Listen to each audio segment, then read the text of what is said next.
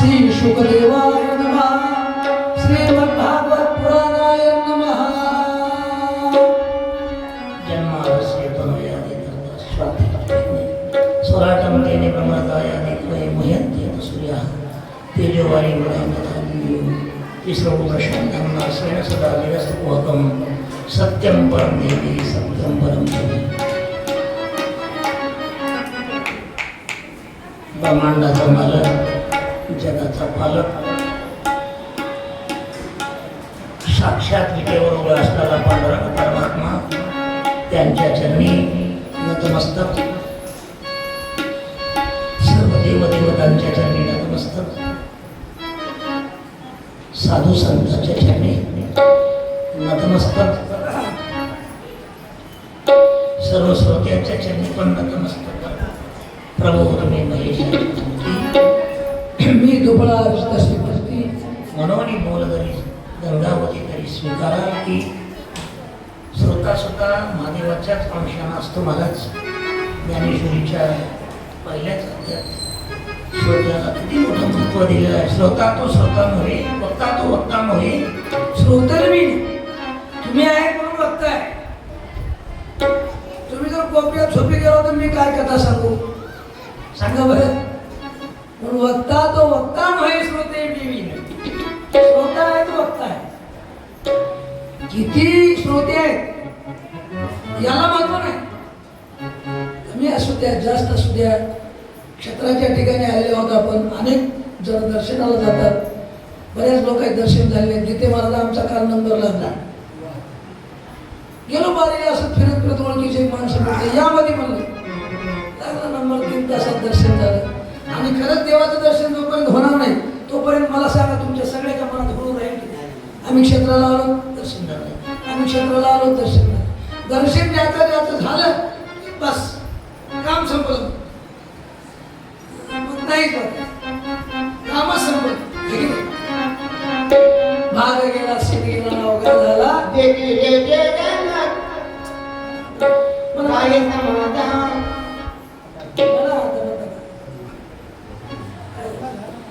एकदा करा भजन. श्रीकृष्ण गोविंद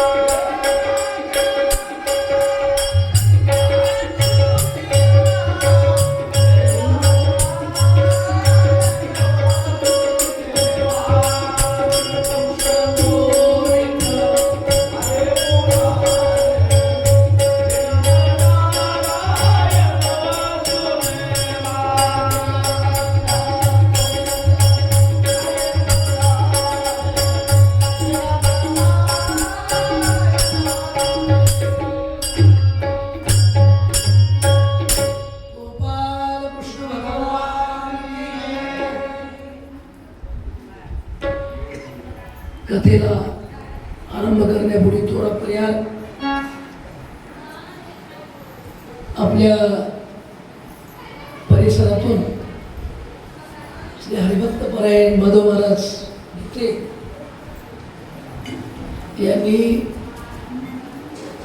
आपणा सर्वांना पांडुरंगाचं दर्शन घडावं, क्षेत्रावर अखंड सत्ता व्हावा म्हणून इथं आणलेलं आहे. इथं आपण कोणी मोठे नाही ना छोटे नाही, सगळे सारखेच. पंढरीशी कोणा नाही अभिमान, पाया पडती चरण एकत्र. इथं आपण मोठे नाही बारके नाही. मी व्यासपीठावर बसून भागवत सांगणार मी मोठा नाही, तुम्ही ऐकायला म्हणून छोटे नाही. आमचे गीते महाराज आहेत, आमचे बालू महाराज आहेत कीर्तनकार, आमचे तिकडे बालू महाराज हे बालू महाराज आमचे गायनाचार्य, जानकीराम महाराज, पुन्हा तिकडे आमचे मोतीराम महाराज गायनाचार्य, मेजर साहेब गायनाचार्य, मृदंगाचार्य, शाहू महाराज, सगळी मंडळी. अहो विना येणारे आमच्या योगा विनेकरी ताई. आता बरेच लोक म्हणतात महिलांनी विना घेऊन ये, मग महिलांनी कीर्तनही करू नये. गीते महाराज का विना घेऊन कीर्तन करायला मग महिला? म्हणून इथं काय महाराज, यारे यारी लहान तो नारी नर करावा विचार, न लगे चिंता कोणाची. परमार्थामध्ये सगळ्याला अधिकार आहे, सगळ्याशी येते आहे अधिकार. आणि कलियुग उद्धार हरीच्या नामे. मीराबाईने खांद्यावर विना घेऊन नाचायची आहे की नाही महाराज? बघा घुमघुम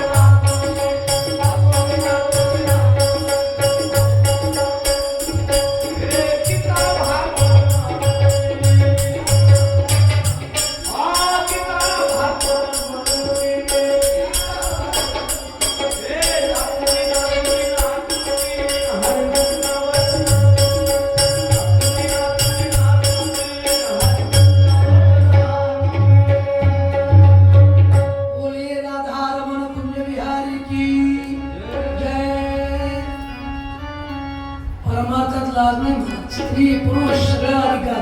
मीराबाईने पायात चाळ बांधायचा आणि हरिगुण गावात नाचुंगी पग घुंगरू बांधकर नाचुगी.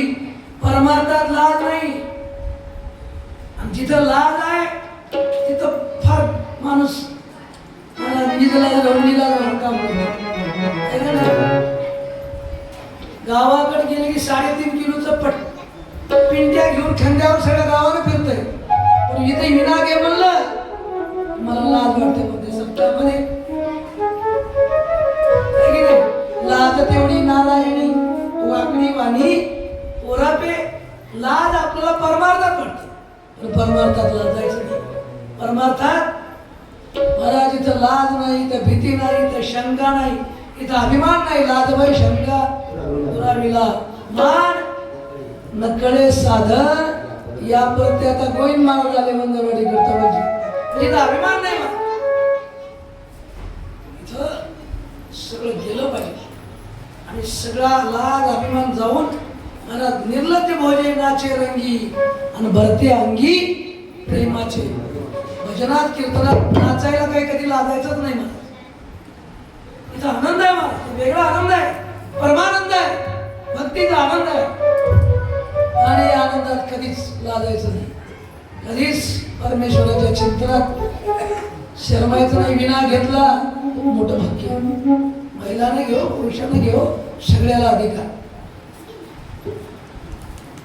गीते महाराज तुमचे उपकार, तुम्ही केलं हे कार्य 9वा सप्ताह तुमचा या परिसरामध्ये. तुम्ही या सर्व लोकांना पंढरी क्षेत्राच्या ठिकाणी आणलं, तीर्थाचं देवाचं संतांचं दर्शन करून आणलं, म्हणून तुम्हाला धन्यवाद देवावं. तेवढे कमी. लाख लाख लाख तुम्हाला धन्यवाद. आता कथेकडे वळू. कथेचा आज 4था दिवस आहे. पवित्र यमुना नदीच्या काठावर राजा परीक्षिती शुकदेवजीच्या मुखातून रसाळ मन भागवत पुराण श्रवण करत आहेत. शुकदेवजी राजाला श्रीमद भागवत महापुराण कथा सांगत असताना राजा मोठा आनंदाने डुलत आहे. राजा म्हणतो महाराज खूप मोठा भक्ती रस प्राप्त होऊन आता मी मात्र तृप्त झालो. माझं पोट भरत आलेलं आहे. आज आमच्या मोतीराम महाराजांनी इतकं पोट भरलं लोकांचं की बसल्या बसल्या टोकल्या लागल्या. एक नाही आजच्या सारखं आज तुम्ही पोट भरलं की नाही लोकांचं? तुम्ही भरलं म्हणालो रसन पोळ्या ब्रह्मरसन कोणतं वेगळं कुरड्यान पापड्यान भजेन काही कमी आहे का? आता आम्हाला पारुबाईने सांगितल्याबरोबर तोंडाला पाणी आलं, पण काय करावं, आम्ही तिकडे जेवण केलं होतं. महाराज तो ब्रह्मरस वेगळा, ते जेवणासाठी पोटासाठी नसतं. आज मोतीराम महाराजांनी सगळ्याला यथेच्छ खरोखर तेच आज या महापर्व काळावर अधिक मासाच्या पर्व काळावर पंगत घरणं अन्न करणं. महाराज आमच्या बालू महाराजांनी त्या दिवशी प्रमाण दिलं, महाराज ते एक शीतकडे अन्न कोटी कुळाचे उदाहरण पंगत घेऊन इथं सत्तामध्ये जेव घालणं काय, आणि अशा प्रकारची स्वादिष्ट अन्न त्या भाग्याला काय कमी आहे. पण हे एक असं अन्न आहे रामरस चवी आणि रस रसती. हे ब्रह्मरस जे आहे ना महाराज, ब्रह्मरस घेता काढा आणि निवारे पिढा जीवाची. ब्रह्मरस काढा, ब्रह्मज्ञान भक्ती वैराग्य या कथेतून या अखंड हरिनाम सप्ताहातून तुम्हाला अखंड मिळत आहे. सकाळी पहाटेपासून ते संध्याकाळच्या 9 वाजेपर्यंत अखंड असा ब्रह्मरसाचा तुम्हाला स्वाद मिळत आहे. भाग्यवान राजा परीक्षित म्हणतो, महाराज तुमच्या मुखातून मी भागवत कथा श्रवण करत असताना माझं पोट भरलेलं आहे, तृप्त झालो. आता फक्त निमित्ताचा धनी उरलो. आता मला मरणाची भीती नाही. मी आणखी 3 दिवस जगणार आहे आणि मला आयुष्य पाहिजे अशा प्रकारची आता माझ्यामध्ये इच्छा नाही. कारण की मी आता मरणातून मुक्त झालो. मरणाचे माझे मरून गेले आणि मद केले अमर अशी मला प्राप्ती मिळाली आहे. म्हणून महाराज मला वेगवेगळ्या कथा सांगा. ज्या कथा मी श्रवण केल्यानंतर मला खूप आनंद प्राप्त होतो. आता आले आणखी महाराज आमचे देवबाप्पा महाराज चंदूदेव महाराज आले की आम्हाला आनंद वाटला. कारण ब्राह्मण कथेत येणं काय भाग्य आहे. आणि ही कथा कुठे आहे सुरू? महाराज ब्राह्मण देवाला पूज्य, देवाचा कंठस्थान आहे. ब्राह्मणाची निर्मिती तिथून आहे. भगवंताची वंदनीय पूजनीय चंदू महाराज त्यांचा आनंद आहे. आम्ही ज्या ठिकाणी कथा करतो वंदनीय पूजनीय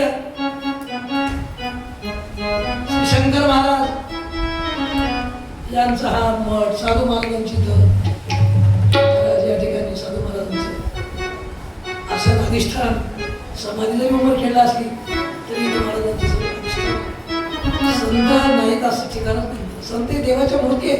देवते संत, देवते संत आणि निर्मिती त्या प्रतिमा. संत हे देवच असतात. देवापासून संत वेगळे नाही किंवा देवन संत वेगळे नाही. देव आणि संत फक्त दिसायला वेगळे, दोन्ही दिसती सारखी आणि वर्ण जाणे तो तुम्ही आम्ही जीवच आहोत. संतही जीवच आहे. तुमच्या आमच्या सारखे प्रत्येक आपल्यात असतात पण आपल्यापासून वेगळे असतात, अलिप्त असतात. कसे असतात? अलिप्त कमळ जैसे असे संत असतात. महाराज सुखदेवजी म्हणतात, महाराज मला तुम्ही ज्या कथा सांगितल्या त्या कथा श्रवण करून माझं पोट त्या ब्रह्मरसानं त्या आनंदानं तृप्त झालेलं आहे. आता मला मरणाची भीती नाही. पुढे कथा सांगा. त्यावेळेस परीक्षित राजा म्हणतात, महाराज देवाला अवतार जे घ्यावा लागले, 3 अवतार देवाला निश्चित घ्यावा लागले. तिघात 2 दैत्याला मारण्यासाठी हिरण्याक्षपू, पुन्हा रावण कुंभकर्ण आणि वक्रदंत शिशुपाल या तिघाला मारण्यासाठी स्वतः वैकुंठावरून देवाला अवतार घेऊन यावं लागलं. ते तुमचेच होते म्हणून तुमच्या लोकांसाठी आला. जय विजय. ही अशी कथा मी थोडक्यात ऐकली पण विस्तारानं सांगा. पूर्वी मला भगवानाच्या वेळेस हिरण्याक्षाला मारलं एवढीच कथा आली. पृथ्वी ज्यावेळेस रसा तळाला भगवंताच्या रूपामध्ये लीन होऊन बसले होते त्यावेळेस वरा भगवान अवतरणाला आले होते. ब्रह्मदेवाच्या नाकातून एक आमच्या एवढंच बाहेर पिल्लू पडलं आणि ते एका क्षणात मोठा झाला वरा भगवान. आणि तोच समुद्रात जाऊन पृथ्वी घेऊन येऊ लागला असताना हिरण्याक्ष नावाचा दैत्य आडवा आला आणि त्या दैत्यासोबत युद्ध करून त्याला ठार करून पृथ्वी वर आणली, वर स्थापित केली. एवढंच कथेमध्ये पुढील भाग आला होता. पण विस्तारानं कथा आपल्याला ऐकायला मिळाली नव्हती. म्हणून विस्तारानं कथा सांगा असे परीक्षित राजा शुद्धजीला म्हणतात. ही कथा कुठं कुठं चालू आहे ही नैमिषारण्यामध्ये सूत महाराज शौनकादिकला सांगू लागले. शौनकादिक सूत महाराजांना प्रश्न विचारतात, कथा विचारतात आणि हीच कथा गोकर्ण त्या अवंती नगरीत आपल्या बंधुकारीसाठी सांगत आहे. हीच कथा सूत शौनकादिक भक्तीच्या उद्धारासाठी अशा अनेक ठिकाणी ही कथा झालेली आहे. पण आता ही कथा आपल्या कंधारकर महाराजांच्या मठामध्ये चालू आहे.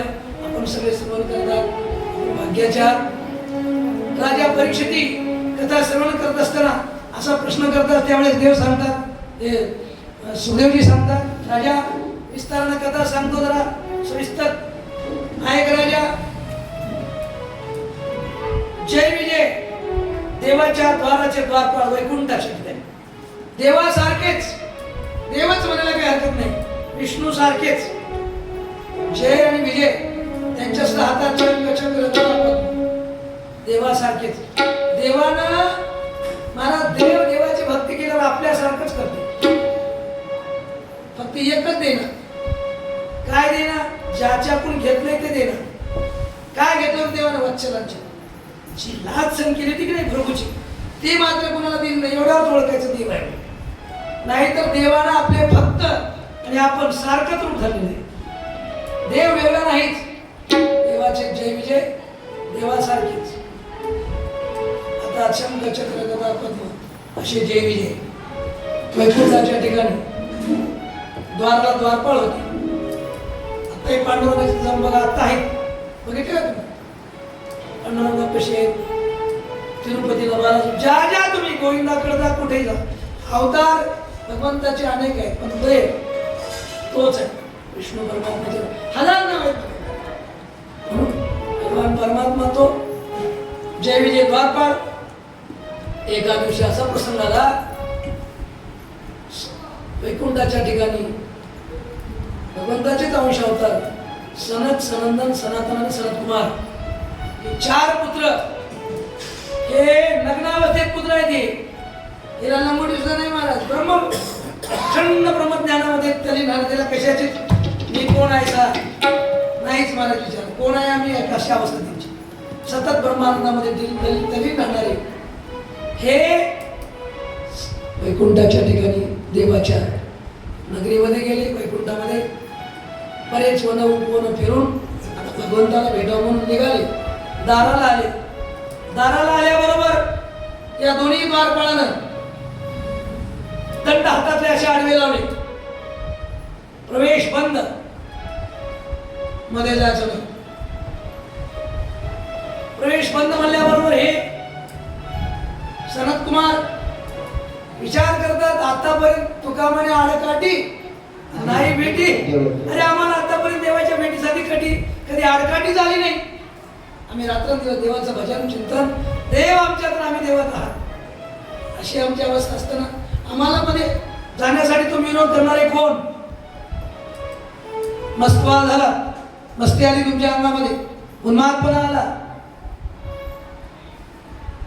त्या सनत कुमारांनी शाप देऊन टाकला. तुम्ही मस्तीत आलात, तुम्ही या तुमच्या वेशातून भूतलावर जाऊन मस्तीमध्ये असुर वेशामध्ये जाऊन तुम्हाला पडावं लागेल असा शाप देऊन टाकला. महाराज शाप दिल्याबरोबर हे दोघेही घाबरले, तर कापू लागले. कारण ऋषीचा शाप व्यर्थ नाही महाराज. शाप दिल्यावर लागणार. ब्राह्मणाचा शाप दिला की बस झालं, मग खलासच आहे. काय झालं नाही, सगळी संपत्ती पुत्राची गेली होती कसं म्हणून शाप आहे. शाप लागला, घाबरले, शाप दिला महाराज. काय झाले महाराज? क्षमा करा, क्षमा अपराध महाराज. तुम्ही महाराज क्षमा करा. विनंती करू लागले, आम्ही चूक केली, आमच्या चुकीसाठी तुम्ही शाप दिला तेही आम्हाला मान्य आहे, आम्ही त्या शापाचं प्रायश्चित्त आहे ते घेऊ, पण आम्हाला माफ करा, चूक झाली, चुकलो असे जय विजय म्हणू लागले. त्यावेळेस देवाला कळालं, मध्ये देव लक्ष्मी माता दोघे माधवतीला कळालं की आपले सनक सनंदन आलेले आहेत. देव लक्ष्मी सहित ताबडतोब बाहेर आले दरवाजाला. आल्याबरोबर भगवंतानी वंदन केलं. महाराज बघा किती अधिकार आहे संत. देव इच्छी रथ चरणीची माती चालत धावती पुढे पुढे सोपण आहे. महाराज देव सुद्धा संताच्या पायाची माती माझ्या कपाळाला लावा म्हणतात.